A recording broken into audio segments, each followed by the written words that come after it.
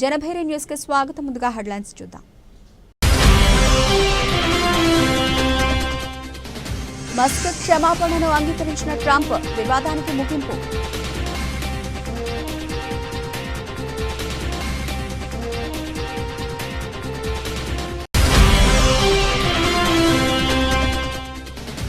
ఇరవై 24 గంటల్లో 117 కొత్త కేసులు నమోదు, 3 మరణాలు.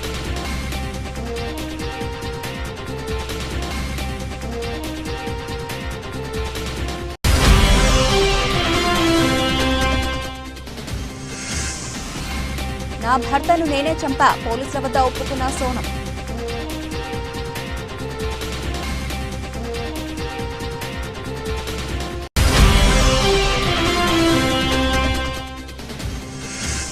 సీఎం రేవంత్ రెడ్డికి గవర్నమెంట్ నడపడం చేత కాదు, మీడియాతో party working president KTR.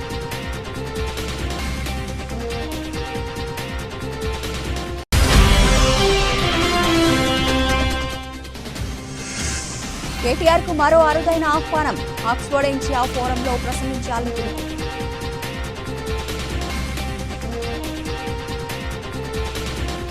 America అధ్యక్షుడు డొనాల్డ్ ట్రంప్, టెక్ దిగ్గజం ఎలాన్ మస్క్ మధ్య కొద్ది రోజులుగా నడుస్తున్న మాటల యుద్ధానికి తెరపడింది. ట్రంప్పై చేసిన వ్యాఖ్యలకు సంబంధించిన మస్క్ క్షమాపణ చెప్పగా దానిని అధ్యక్షుడు ఆమోదించినట్లు వైట్ హౌస్ బుధవారం అధికారికంగా ధృవీకరించింది. ఈ పరిణామంతో ఇరు ప్రముఖుల మధ్య నెలకొన్న ఉద్రిక్తతలు తగ్గుముఖం పట్టినట్టయింది. ఎలాన్ మస్క్ ఇటీవల అధ్యక్షుడు ట్రంప్ ప్రతిపాదించిన బిగ్ బ్యూటిఫుల్ బిల్ అనే వ్యయ కార్యక్రమంపై తన ఎక్స్ ప్లాట్ఫామ్లో తీవ్ర విమర్శలు గుప్పించారు. ఈ బిల్లును నిధుల దుర్వినియోగంతో కూడిన కాంగ్రెస్ వ్యయ బిల్లు అని అసహ్యకరమైనది అని అభివర్ణిస్తూ దానికి మద్దతు తెలిపిన వారిని కూడా తప్పుబట్టారు. ఈ ఆన్లైన్ విమర్శలపై ట్రంప్ తీవ్రంగా స్పందించారు. తన అధికార బృందంలో మస్క్కు అంత ప్రాధాన్యత లేదని వ్యాఖ్యానించడమే కాకుండా వివాదం ముదరడంతో మస్క్ కంపెనీలకు ఇచ్చే ఫెడరల్ కాంట్రాక్టులను నిలిపివేస్తామని కూడా హెచ్చరించారు. వారం రోజుల పాటు తీవ్ర వాదోపవాదాలు, ప్రజల నుంచి విమర్శలు వెలువెత్తడంతో నిన్న తెల్లవారుజామున మస్క్ ఒక సందేశాన్ని పోస్టు చేశారు. ట్రంప్పై తాను చేసిన కొన్ని వ్యాఖ్యలు హద్దుమీరాయని అంగీకరిస్తూ అందుకు విచారం వ్యక్తం చేశారు. మస్క్ పశ్చాత్తాపంపై ట్రంప్ న్యూయార్క్ పోస్టుతో మాట్లాడుతూ, ఆయన అలా చేయడం చాలా మంచిదని నేను భావించాను. నాకు ఎలాంటి కఠినమైన భావాలు లేవు అని చెబుతూనే తాను కొంచెం నిరాశ చెందాను అని ట్రంప్ అన్నారు. దీంతో మస్క్ క్షమాపణను ట్రంప్ గుర్తించారని వైట్ హౌస్ ప్రెస్ సెక్రటరీ అధికారికంగా ధృవీకరించారు. దాంతో ఈ వివాదం పరిష్కారమైనట్లు భావిస్తున్నామని తెలిపారు. క్షమాపణతో ప్రస్తుతానికి వైరం చల్లారినప్పటికీ తన ప్రధాన దృష్టి దేశాన్ని చక్కదిద్దడంపై ఉందని, వ్యక్తిగత వివాదాలకు పెద్దగా ప్రాముఖ్యత లేదని ట్రంప్ స్పష్టం చేశారు. ఈ వివాదం నుంచి ఇరువురు నేతలు ముందుకు సాగడానికి సిద్ధంగా ఉన్నట్లు కనిపిస్తోందని, ఈ సయోధ్య వైట్ హౌస్ దేశంలోని ప్రముఖ టెక్ ఆవిష్కర్తలలో ఒకరి మధ్య సంబంధాలపై ప్రభావం చూపవచ్చునని పరిశీలకులు భావిస్తున్నారు.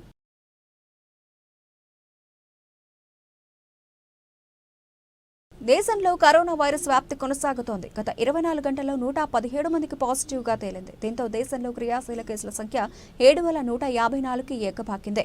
కేంద్ర ఆరోగ్య మంత్రిత్వ శాఖ డేటా ప్రకారం health ministry of India Kerala రాష్ట్రంలో అత్యధికంగా 2,165 కేసులు యాక్టివ్గా ఉన్నాయి. ఆ తర్వాత గుజరాత్లో 1,281 కేసులు, పశ్చిమ బెంగాల్లో 747, ఢిల్లీలో 731, మహారాష్ట్రలో 615 కేసులు, కర్ణాటకలో 467, ఉత్తరప్రదేశ్లో 231 కేసులు యాక్టివ్గా ఉన్నాయి. గత 24 గంటల్లో 3 మరణాలు సంభవించాయి. మహారాష్ట్రలో 2, మధ్యప్రదేశ్లో 1 మరణించారు. దీంతో ఈ ఏడాది ఇప్పటి వరకు కరోనా కారణంగా మరణించిన వారి సంఖ్య 77కి ఎగబాకింది. ఇక ఇప్పటి వరకు 9,556 మంది కరోనా నుంచి కోలుకున్నారు. హనీమూన్ హత్య కేసులో నిందితురాలు సోనం పోలీసుల విచారణలో నేరాన్ని అంగీకరించినట్లు సమాచారం. భర్త రాజా రఘువంశీ హత్యలో తన ప్రమేయం ఉందని సోనం ఒప్పుకున్నట్లు ఓ పోలీసు అధికారి వెల్లడించారు.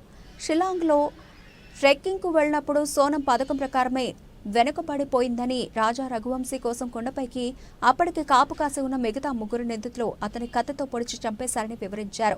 హత్యకు ముందు సోనం అతన్ని చంపేయండి అంటూ నిందితులను ప్రోత్సహించిందని పేర్కొన్నారు. రఘువంశీతో పెళ్లి సోనంకు ఇష్టం లేదని, ఆమెకు అప్పటికే రాజ్ కుష్వాహాతో ప్రేమలో ఉందని వివరించారు. ఈ కేసులో సోనంతో పాటు మిగతా నిందితులను బుధవారం పోలీసులు షిల్లాంగ్ తీసుకెళ్లారు. కాగా షిల్లాంగ్ కోర్టు సోనం మిగతా నిందితులకు 8 రోజుల పోలీసు కస్టడీ విధించింది. మరోవైపు సోనమే హత్యకు కుట్ర పనిందని ఆమె సోదరుడు గోవింద్ తెలిసి చెప్పారు. గోవింద్ బుధవారం రాజా రఘువంశీ కుటుంబ సభ్యులను కలిసి ఓదార్చాడు.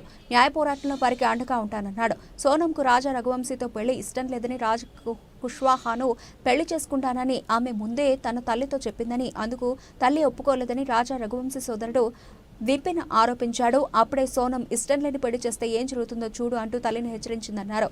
ఈ విషయాన్ని సోనం సోదరుడు గోవిందే తనకు చెప్పాడని పేర్కొన్నాడు.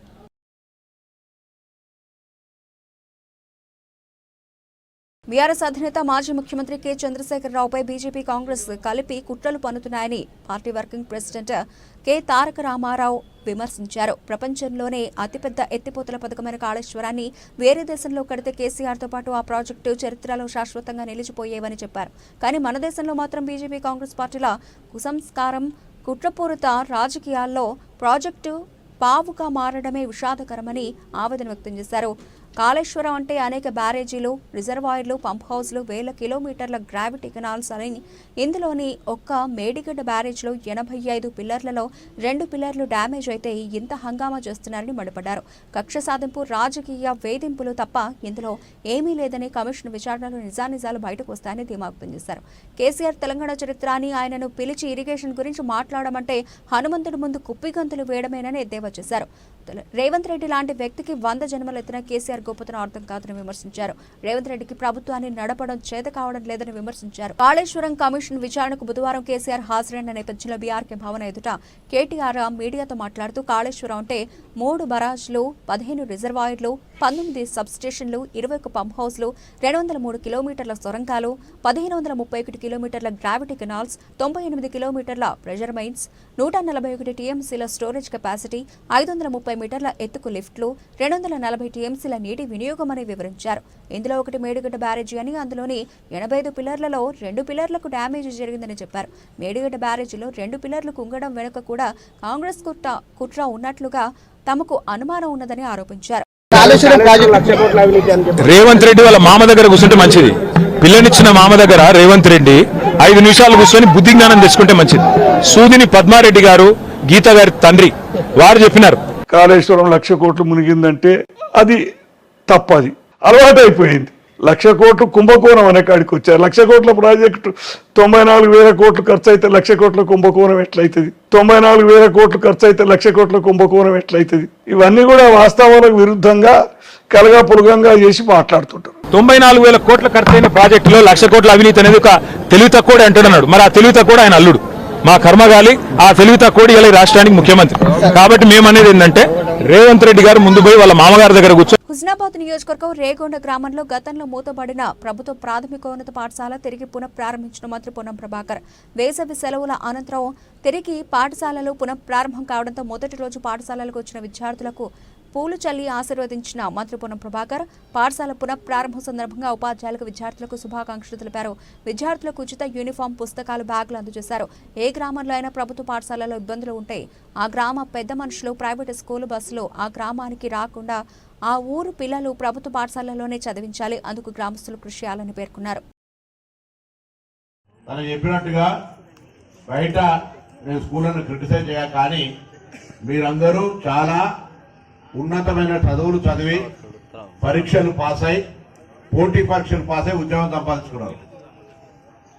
తల్లిదండ్రులతో పాటుగా సమానంగా మాతృదేవోభవ, పితృదేవోభవ, ఆచార్య దేవోభవ, తల్లిదండ్రులతో పాటు సమానంగా గౌరవం పొందేటువంటి మీరు పిల్లల యొక్క భవిష్యత్తును ఆ నల్ల సుజాత చెప్పినట్టుగా చదువుకు సంబంధించినటువంటి మంచి చదువు చదివిపిస్తే మిగతా పిల్లలు కూడా వాళ్ళ తల్లిదండ్రులు ఇది తీసుకొచ్చేటువంటి పరిస్థితి ఏర్పడాలి. ఈ సందర్భంగా నేను ఈ గ్రామస్తులందరికీ అభినందనలు చెప్తా ఉన్నా.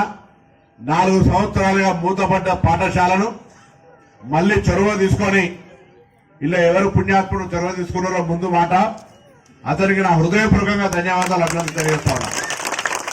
ప్రభుత్వ పాఠశాలలు ఇన్ని కోట్లాది రూపాయలు ఖర్చు పెట్టి ఇటువంటి వసతి సౌకర్యము, వాళ్లకు బట్టలు, పుస్తకాలు, అధ్యాపకంగా ఉండేటువంటి ప్రావీణ్యత కలిగిన అధ్యాపకులు అన్ని ఉండి కూడా ఈరోజు ప్రైవేట్ పాఠశాలలు ఆర్పాట్లతోటి నాణ్యత ఉందా లేదా అనేది కంటే ఎక్కువ కూడా గ్రామాల్లో గవర్నమెంట్ స్కూల్లో చదువుతున్నా అని నామోషి అనేది పెట్టుకొని మేమందరం గవర్నమెంట్ స్కూల్లో చదివిన వాళ్ళం వేయాలా, మేము ప్రైవేట్ స్కూల్లో చదవలే. కాబట్టి నేను ఒకటే కోరుతా ఉన్నా, గ్రామాల్లో రాంగరంగ కలెక్టర్ గారితో, అదేవిధంగా అడిషనల్ కలెక్టర్ గారితో, ఆర్డీఓ, డిఓ అందరితో మాట్లాడుకుంటూ వచ్చాం. నేను ఈ సందర్భంగా ఈ నియోజకవర్గ శాసనసభ్యుడిగా రాష్ట్ర ప్రభుత్వ పక్షాన గౌరవ ముఖ్యమంత్రి గారే స్వయంగా విద్యాశాఖ మంత్రి ఎక్కడైతే స్కూల్లో గ్రామాల్లో ప్రభుత్వ పాఠశాలలు ఉన్నాయో ఆ పాఠశాలలు జరిగే సందర్భంగా ఆ ఊర్లో ఉన్నటువంటి పెద్ద మనుషులు, అధ్యాపక వర్గం, ప్రైవేట్ స్కూల్ బస్సు రాష్ట్ర ముఖ్యమంత్రిపై ఇష్టానుసారం మాట్లాడితే నీ నాలుక చీరేస్తాం కేటీఆర్ అని టీపీసీసీ ప్రధాన కార్యదర్శి చెనగాని దయాకర్ మండిపడ్డారు. ఈరోజు Kaleshwaram commission PC Ghosh justice గారి ముందు కేసీఆర్ హాజరవుతున్నటువంటి సందర్భంగా అతని తనయుడు కేటీఆర్ రాష్ట్ర ముఖ్యమంత్రి గారిని పట్టుకొని ఇష్టానుసారంగా మాట్లాడితే కేటీఆర్ నాలుక చీరేస్తామని కూడా ఈ సందర్భంగా హెచ్చరిస్తా ఉన్నాను. ఒక రాష్ట్ర ముఖ్యమంత్రిని పట్టుకొని ఇష్టానుసారంగా గౌరవ మర్యాద లేకుండా చిల్లరగా వ్యవహరించినటువంటి కేటీఆర్ తక్షణం క్షమాపణ చెప్పాలని కూడా మేము కోరుతా ఉన్నాం. ఇవాళ కాళేశ్వరం లిఫ్ట్ ఇరిగేషన్ సరైన ఉన్నటువంటి నాణ్యత లోపాలు, ఆర్థిక లోపాలు, ఇవాళ అక్కడ ఉన్నటువంటి ఏదైతే సరైన భౌగోళికత, సాంకేతిక పరిశోధన లేకపోవడం వల్ల డిజైన్ లోపాల కారణంగా నిర్మాణ లోపాలు, బ్యారేజ్ కి కోలుకొని నష్టం జరిగినటువంటి సందర్భంలో నేషనల్ డ్యామ్ సేఫ్టీ అధికారి NDSA చెప్పినటువంటి నివేదిక ప్రకారం పీసీ ఘోష్ కమిషన్ వేస్తే దానికి వచ్చి మీరు వాస్తవాలు చెప్పాల్సింది పోయి, జరిగిన లోపాలు చెప్పాల్సింది పోయి, ఒక రాష్ట్ర మాజీ ముఖ్యమంత్రిగా ఆనాడు ముఖ్యమంత్రిగా ఉన్నటువంటి కేసీఆర్ కు మీరు వాస్తవాలు చెప్పడానికి ఇంత భయపడుతుంటే ఎందుకు మీ తప్పిదాల్ని, మీ యొక్క అవినీతిని కప్పిపుచ్చుకొని ఇవాళ రాష్ట్ర ముఖ్యమంత్రి గారిని టార్గెట్ చేస్తూ రాష్ట్ర ముఖ్యమంత్రి గారు రేవంత్ రెడ్డి గారు ఈ కావాలని ఇరికిచ్చినట్లు లేకపోతే ఇంకేదోలా మాట్లాడడం అనేది ఇది సరైంది కాదు. ఇది ఎక్కడా కూడా ప్రభుత్వం రాజకీయ కక్ష కోణంలో లేదు. అది ముమ్మాటికి అవినీతి జరిగింది కాబట్టి, అక్కడ ఉన్నటువంటి లోపాలు జరిగింది కాబట్టి, ఆనాడు రాష్ట్ర ముఖ్యమంత్రిగా ఉన్నటువంటి కేసీఆర్ నిబంధనలకు విరుద్ధంగా సరైన డిజైన్ లేక నిర్మాణ లోపాలు ఉన్నాయి కాబట్టి ఇవాళ మేడిగడ్డ బ్యారేజీ ఇవాళ కోలుకోని స్థితిలో తయారైంది. కాబట్టి నేషనల్ డ్యామ్ సేఫ్టీ అధికారులు ఇచ్చినటువంటి నివేదిక ప్రకారం ఇవాళ పీసీ ఘోష్ కమిషన్ పిలిస్తే దానికి మీరు ఆన్సర్ చెప్పాల్సింది పోయి ఇవాళ ప్రభుత్వం పైన, ముఖ్యమంత్రి గారిని పట్టుకొని లేకపోతే కాంగ్రెస్ ప్రభుత్వం పైన అనేక విమర్శలు, చివాట్లు ఎందుకు మీది? మీకు నిజంగా చిత్తశుద్ధి ఉంటే కమిషన్ ముందు వాస్తవాలు చెప్పండి. మీరు ఏ తప్పు చేయకపోతే కమిషన్ దగ్గర మీరు ఏం జరిగిందో వాస్తవాలు చెప్పకుండా ప్రభుత్వం పైన, ముఖ్యమంత్రి గారిని పట్టుకొని ఇదేం మాటలు? కేటీఆర్ గారు మీ స్థాయికి ఇది తగదు. మీరు స్థాయికి మించి ఎక్కువ మాట్లాడుతా ఉన్నారు. ఇది సరైంది కాదు. కాంగ్రెస్ కార్యకర్తలు సహనాన్ని మీరు పరీక్షిస్తా ఉన్నారు. కాంగ్రెస్ కార్యకర్తలు ఒక్కసారి రోడ్ల మీదకి వస్తే మీరున్నది పిడికెడం. చంద్రబాబు సీఎంగా బాధ్యత చేపట్టి రేపటికి ఏడాది ఎన్నికల ముందు ఎన్నో వాగ్దానాలు చేశారు. సూపర్ 6 అంటూ ఊదరగొట్టారు. అధికారం ఇస్తే అమలు చేస్తానని నమ్మించారు. చంద్రబాబు ఏడాది పాలన అంతా మోసం. సూపర్ 6 సూపర్ ఫ్లాప్ అయినా చంద్రబాబు సమాధానం చెప్పాలి. ఏడాది గడిచినా ఇచ్చిన హామీలు ఎందుకు అమలు చేయలేదో ప్రజలకు చెప్పాలి. 3000 నిరుద్యోగ భృతి అంటూ మోసం చేశారు. 20 లక్షల ఉద్యోగాలు కల్పిస్తా ఉన్నారు. ఏడాదిలో ఎన్ని ఉద్యోగాలు ఇచ్చారు? ఎంతమందికి భృతి ఇచ్చారు? రైతులకు ఏడాదికి 20,000 రూపాయలు అన్నారు. రైతులను ఆదుకునేది కూటమి ప్రభుత్వం అని చెప్పారు. ఏడాదిలో అన్నదాత సుఖీభావ ఒక్క రైతుకైనా ఇచ్చారా? రైతు భరోసా అని చెప్పి రైతులను మోసం చేశారు. స్కూలు పిల్లలకు ఏడాదికి 15,000 రూపాయలు ఇస్తా అన్నారు. ఒక ఏడాది 15,000 ఎగ్గొట్టారు. ఇప్పుడు పాఠశాలలు ప్రారంభమైనా ఇంకా ఇవ్వలేదు. ఇంట్లో ఎంతమంది ఉంటే అన్ని 15,000 ఇచ్చే హామీ ఏమైందని ఏపీసీసీ చీఫ్ వైఎస్ షర్మిలారెడ్డి మాట్లాడారు. రేపు చంద్రబాబు గారు సంవత్సరం రోజులు గవర్నమెంట్ ఫామ్ అయి సంవత్సరం రోజులు పూర్తి చేసుకోబోతున్నారు చంద్రబాబు గారు. చంద్రబాబు గారిని సూటిగా ప్రశ్నిస్తున్నాం. చంద్రబాబు గారు, మీరు ముఖ్యమంత్రి కావడానికి ఎన్నో వాగ్దానాలు చేశారు. మేనిఫెస్టోలో ఎన్నో అంశాలను పెట్టారు. సూపర్ 6 మరి ముఖ్యంగా ప్రతి సభలోనూ ఊదరగొట్టారు. సూపర్ 6 నేను అమలు చేస్తానని ప్రజలందరినీ నమ్మబలికించారు. మరి ఈరోజు సంవత్సరం రోజులు అయిపోయింది. సూపర్ 6 ఏమైంది చంద్రబాబు గారు అని కాంగ్రెస్ పార్టీ ప్రశ్నిస్తుంది. సూపర్ 6 సూపర్ ఫ్లాపేనా? సూపర్ 6 సూపర్ ఫ్లాపేనా? చంద్రబాబు గారు సమాధానం చెప్పాల్సిన అవసరం ఉంది. సంవత్సరం రోజులు అయిపోయింది. మీరు వాగ్దానాలు చేశారు. సంవత్సరం రోజులు దాటిపోయింది. అంటే మీకు ఈ వాగ్దానాలు నిలబెట్టుకునే ఉద్దేశం ఉందా లేదా? ఏదైనా వాగ్దానాలు చేసి అధికారంలోకి వస్తే అధికారంలోకి వచ్చిన వెంటనే ఆ వాగ్దానాన్ని నిలబెట్టుకుంటారు అని ప్రజలు అనుకుంటారా? లేకపోతే ఇలా కాలయాపన చేసుకుంటూ ఆఖరి సంవత్సరంలోనో లేకపోతే మళ్ళీ ఎలక్షన్లకు పోకముందో మీరు వాగ్దానాలు నిలబెట్టుకునే ఉద్దేశం మీకేమైనా ఉందా? ప్రజలకు సమాధానం చెప్పాల్సిన అవసరం ఉంది. సూపర్ 6లో భాగంగా చంద్రబాబు గారు మరి ముఖ్యంగా రైతులకి ప్రతి ఏడాది 20,000 రూపాయలు ప్రతి రైతుకి ఇస్తానన్నాడు. ఇప్పటికి 54 లక్షల రైతు కుటుంబాలు ఎదురు చూస్తూనే ఉన్నాయి.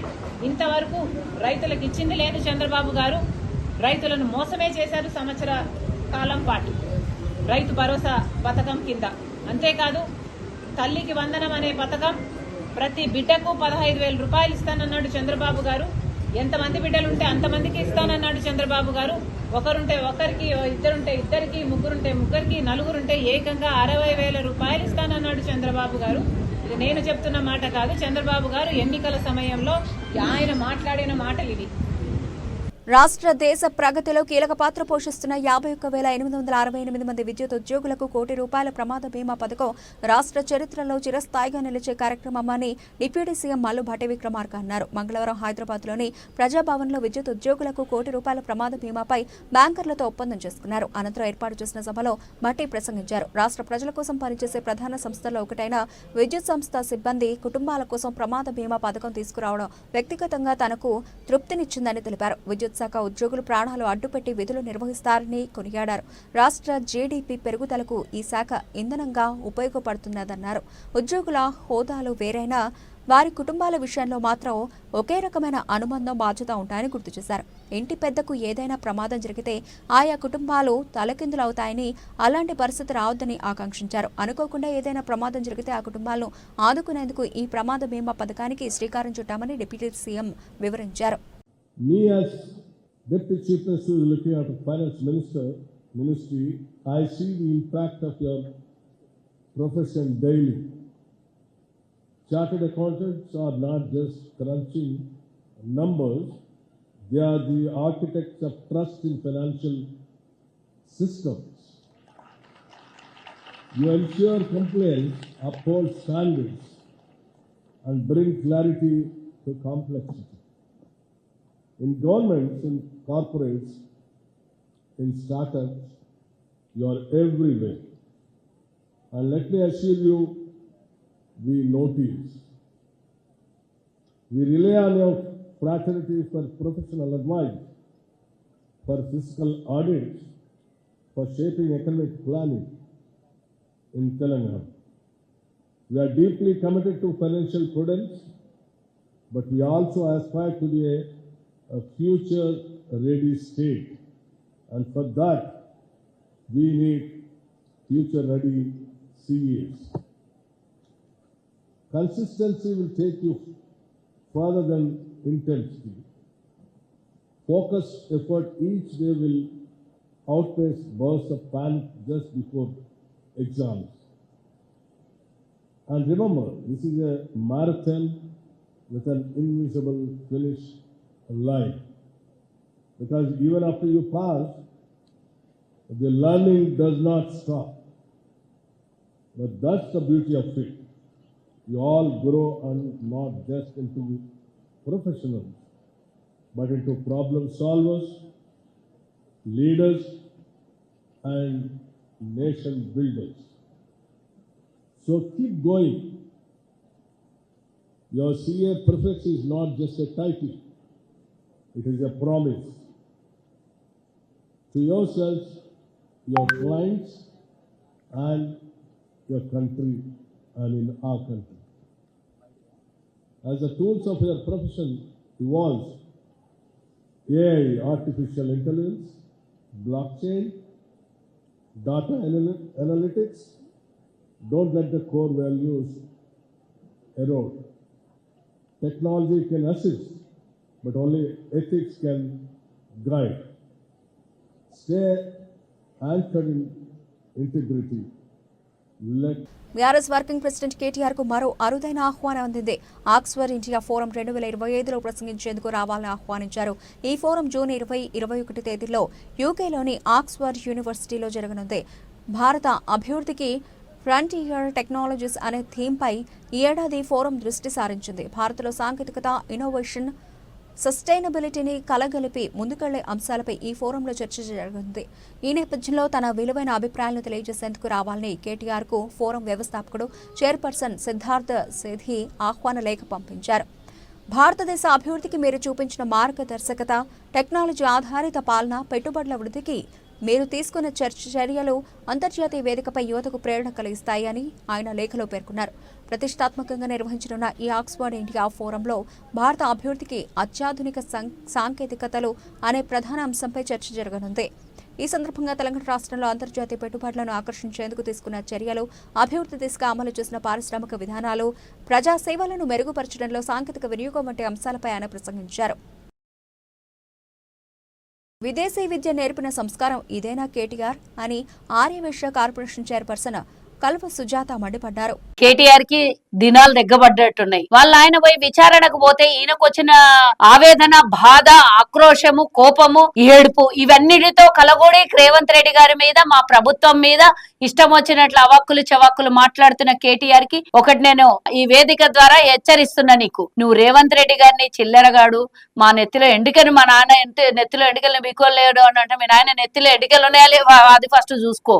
ఇంకా నేను చాలా అనాలి కానీ అనలేను నేను, ఎందుకంటే సభ్యత సంస్కారం ఉన్నోళ్ళం కాబట్టి అలాంటి పిచ్చి మాటలు వాగుడు నేను మాట్లాడదలుచుకోలేదు. కేటీఆర్ ఒకటి ఇంతకు ముందు నువ్వు ఒకసారి అన్నది గుర్తు చేసుకో. మాజీ ముఖ్యమంత్రి ఆయనను పట్టుకొని ఇష్టం వచ్చినట్లా మాట్లాడుతున్నారు, ఆయనకు వయసు గౌరవం ఇయ్యాలి అని అన్నాడు. మరి ఈ రోజు నువ్వు పక్క రాష్ట్ర ముఖ్యమంత్రిని కూడా అదే విధంగా మాట్లాడినావు, ఆయన వయసును కూడా గౌరవం ఇయ్యాలి అనేది నేర్చుకో. నువ్వు నేను ఎవరిని పొగడమో ఇందులో ఎవరినో తక్కువ చేయడం కాదు, కనీస సభ్యత సంస్కారం లేనోడు ఇంకోటి సభ్యత సంస్కారం నేర్పిస్తారు. రేవంత్ రెడ్డి గారిని అనేంత స్థాయి నీకు ఎక్కడి నుంచి వచ్చింది అని అడుగుతున్నా. ఈ రోజు ఆయన ముఖ్యమంత్రి ఏం బీకోలేడు అని అన్నావు కదా రేవంత్ రెడ్డి గారు, ఏం బీకోగలిగిండో చూపించిండు కదా. 2023 నవంబర్ లో జరిగిన ఎన్నికలు డిసెంబర్ 3వ తారీఖున ఏం బీకగలడో చూపించిండు. రాష్ట్రాన్ని ఈరోజు ప్రజాపాలన చేస్తున్నాడు. మీనాయనలాగా ఫామ్ హౌస్ లో పండుకొని చెయ్యలేదు. ఆయన విచారణకు పోయి బయటకు వచ్చి ఆయన సమాధానం చెప్పక భయంతో పారిపోయిన మీనాయన నువ్వొచ్చి మీడియా ముంగల రేవంత్ రెడ్డికి ఎవరు భయపడలేదు అంటున్నావు. భయపడే కదా ఇవన్నీ మాటలు వస్తున్నాయి నీకు. ధైర్యం చాలక, విచారణకు రాలేక, వాయిదాలు తీసుకొని ఇక నేను రాను, నేను పెట్టను. మా నాయన నిన్న కవిత అన్నది ధర్నా చేసింది. ఎందుకు ధర్నా చేసింది? విచారణకు పిలిస్తే మా నాయనకు సమాధానం చెప్పేది అవసరం లేదు, ఈగ వాళ్ళని ఇయ్యను, మా నాన్న వంట మీద ఈగ వాళ్ళని ఇయ్యనని కవిత అన్నది. అంటే మీరు ఏం మాట్లాడుతుర్రో, ఏం చేస్తుర్రో ముగ్గురికి ఏమన్నా తెలుస్తుందా? మీరు అసలు నీకు సిగ్గు లేక, నీకు బుద్ధి లేక, నువ్వు కడుపుకు అన్నం తినక, విదేశాలలో రాష్ట్ర సంపదనంతా దోచి విదేశాలలో పెట్టుబడులు పెట్టి ఇంకా పైగా కేసులున్న మీ మీద, అందరి మీద మీరు చేసినటువంటి దోపిడీని ప్రశ్నిస్తుంటే, అధికారులు ప్రశ్నిస్తుంటే మా ముఖ్యమంత్రి గారి మీద ఏడుపు ఎందుకు వస్తుంది? నీకు భయం ఎందుకు పట్టుకుంది? భయంతో కూడినటువంటి మాటలే ఆవేశమే కాదా ఇది? ఇంకోసారి రేవంత్ రెడ్డి గారిని ఇలాంటి పిచ్చి పిచ్చి మాటలు మాట్లాడి మా ప్రభుత్వాన్ని తిడతావు నువ్వు. ఎవరి ప్రభుత్వమైనా ప్రభుత్వమే కదా. ఫస్ట్ ఆఫ్ ఆల్ ఇట్లాంటి వెధవల్ని యాక్షన్ తీసుకోవాలి వీళ్ళ మీద. నేను అధికారులకు కోరుతున్నా. ఎందుకంటే చిల్లర ప్రభుత్వం అంట. చిల్లర ప్రభుత్వం నీది. చిల్లర ఏరుకోవడానికి రాష్ట్రం ధనిక రాష్ట్రం, బాగా డబ్బులుంటే సెక్రటేరియట్ లో కూడా కింద ఖజానా దాచుకుంటే చిల్లర ఏరుకోవడానికి నువ్వు మీ అయ్యా మొత్తం చుట్టూ బ్యారిగేడ్లు పెట్టి చిల్లర ఏరుకున్నారు. రాష్ట్ర ప్రజలు పడేసిన భిక్షంతో బతికిన మీరు సోనియా గాంధీ. సిద్దిపేట జిల్లా అక్కనపేట మండల కేంద్రంలోని కేజీబీవీ నూతన పాఠశాల భవనాన్ని జిల్లా కలెక్టర్ మను చౌదరితో కలిసి మంత్రి పొన్నం ప్రభాకర్ ప్రారంభించారు. ఈ సందర్భంగా విద్యార్థులకు, ఉపాధ్యాయులకు శుభాకాంక్షలు తెలిపారు. అనంతరం అక్కనపేట మండలం గోవర్ధనగిరి గ్రామంలో ఇంద్రమయుల లబ్ధిదారు సింగపాక మల్లవ్వ ఇంటి నిర్మాణానికి భూమి పూజ చేశారు. ఇంద్రమయులు కట్టుకోవడానికి ఆర్థిక స్తోమత లేని వారికి మహిళా సంఘాల నుండి ₹1,00,000 రుణం అందజేయడం జరుగుతుందని మంత్రి తెలిపారు. ప్రతి ఇంద్రమయులకు 8 ట్రాక్టర్ల ఇసుక ఉచితంగా ఇవ్వబడుతుందని వెల్లడించారు. ప్రతి ఒక్కరూ ఇంద్రమయులు పనులు వెంటనే ప్రారంభించాలని కోరారు.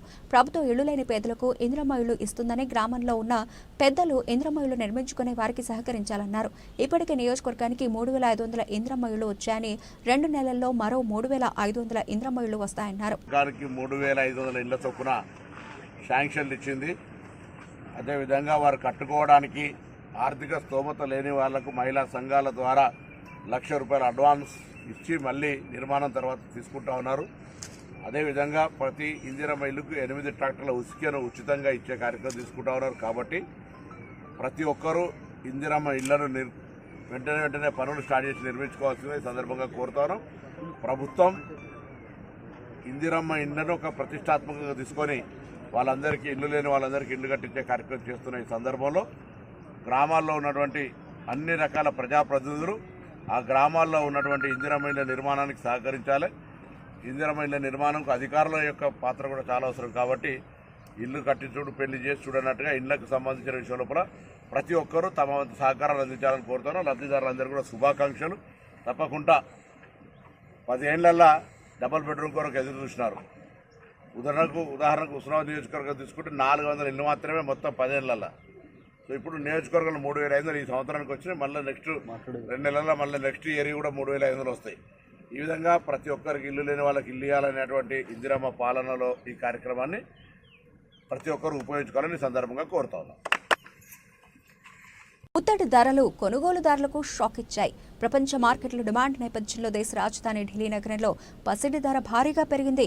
24 క్యారెట్ల గోల్డ్పై 820 రూపాయలు పెరిగి తులానికి 98,490 రూపాయలకు చేరుకుంది. మరోవైపు 22 క్యారెట్ల గోల్డ్ ధర సైతం 750 రూపాయలు పెరిగి తులం ధర 98,000కు ఎగబాకింది. ఆభరణాల వ్యాపారులు స్టాకిస్టులు భారీగా పసిడిని కొనుగోలు చేయడంతో ధర పెరిగింది. మరోవైపు వెండి ధరలు స్థిరంగా కొనసాగుతున్నాయి. కిలో ధర 1.07 లక్షల రూపాయలు పలుకుతోంది.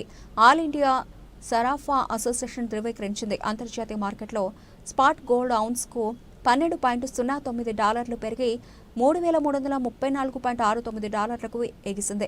ప్రపంచ మార్కెట్లో స్పాట్ వెండి 0.5% తగ్గి ఔన్స్కు 36.34కి చేరుకుంది. సుంకం అనిశ్చితిపై ఆందోళనలు బంగారానికి డిమాండ్ను పెంచాయని HDFC Securities senior analyst Saumil Gandhi తెలిపారు. అమెరికా అధ్యక్షుడు డొనాల్డ్ ట్రంప్ సుంకాలను కొనసాగించడానికి ఫెడరల్ కోర్టు అనుమతించిన నేపథ్యంలో ఆందోళన వ్యక్తమవుతున్నాయి. కమోడిటీ మార్కెట్ నిపుణుల అభిప్రాయం ప్రకారం రష్యా ఉక్రెయిన్ యుద్ధం, మధ్యప్రాచ్యంలో పెరుగుతున్న ఘర్షణలతో భౌగోళిక రాజకీయ ఉద్రిక్తతలు బంగారం డిమాండ్ను పెంచుతున్నాయి.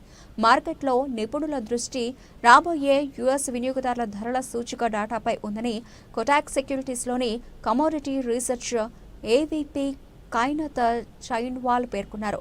ద్రవ్య విధాన దృక్పథంపై ఇండెక్స్ మరింత సమాచారాన్ని అందిస్తుందని తెలిపారు.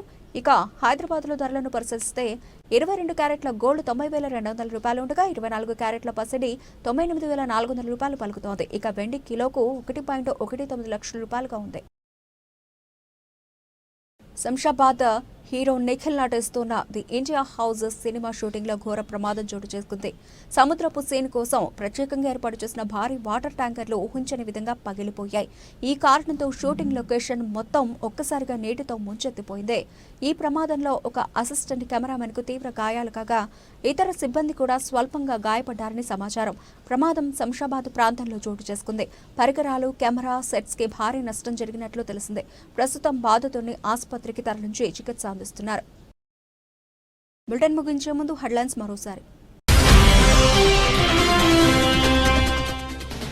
మస్క్ క్షమాపణను అంగీకరించిన ట్రంప్, వివాదానికి ముగింపు.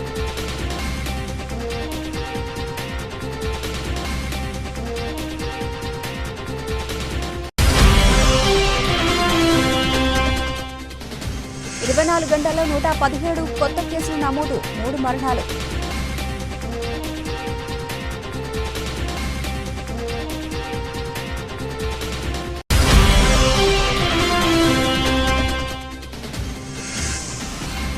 నా భర్తను నేనే చంపా, పోలీసుల వద్ద ఒప్పుకున్న సోనం.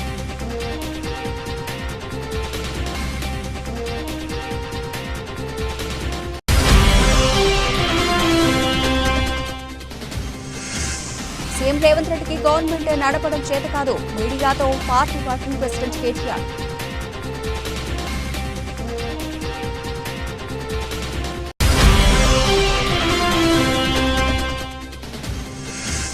కేటీఆర్ కు మరో అరుదైన ఆహ్వానం, ఆక్స్ఫర్డ్ ఇండియా ఫోరంలో ప్రసంగించాలని పిలుపు.